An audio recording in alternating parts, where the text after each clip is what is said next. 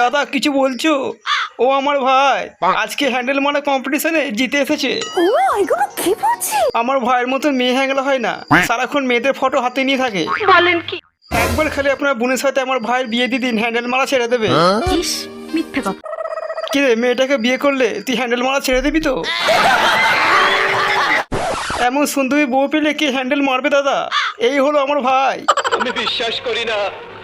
আমার ভাইয়ের সাথে টপাটপ করতে আপনার কোনো আপত্তি নেই তো? সঠিক বলেছে। দাদা যদি কিছু না বলে ইস, ঢং। তাহলে আমার কোনো আপত্তি নেই। এটা কি বলছিস?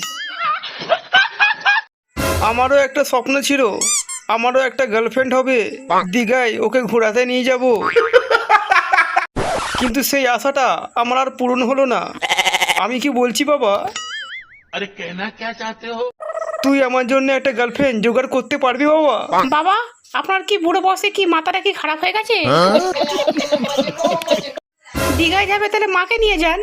হ্যাঁ, আমি কি বাল ছিটতে আছি, আমাকে নিয়ে চলো। তোমাদের সাথে আমিও যাব।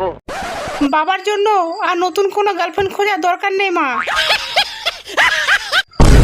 আপনি চলে যান, বাবার সাথে ঘুরে আসুন।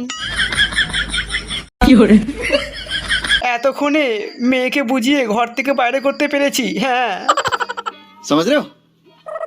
আবার আসতে পারে। কি বলছো? সিস্টেম পার দেंगे। ওকে অন্য ঘরে বন্ধ করে দিয়ে আসি। মানুষ রে বাবা, ছি। হ্যাঁ, এক্ষুনি ওকে ঘরে বন্ধ করে দিয়েছো।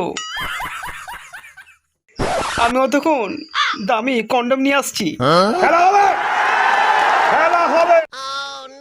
এই সুযোগে আমরা জমিয়ে টপটপ করবো। ছি ছি ছি ছি।